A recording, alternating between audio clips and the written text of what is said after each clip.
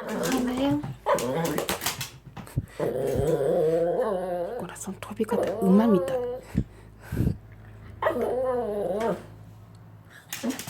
危ない。大丈夫？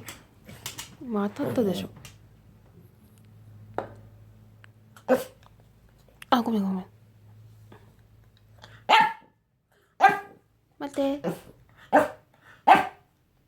よし。ゆっくりね。ゆっくり食べなよ。また詰まっちゃうよ。よ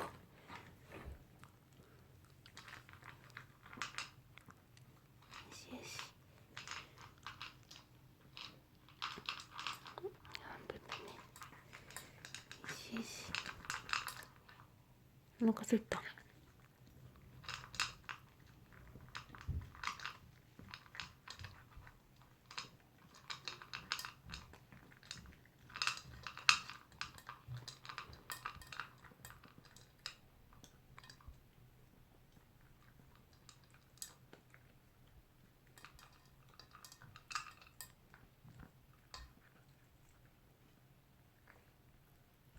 食べちゃった。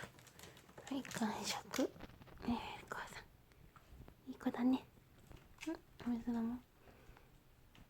どうした？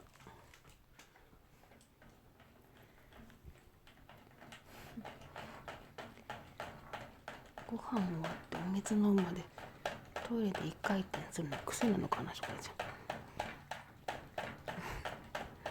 変わってるね。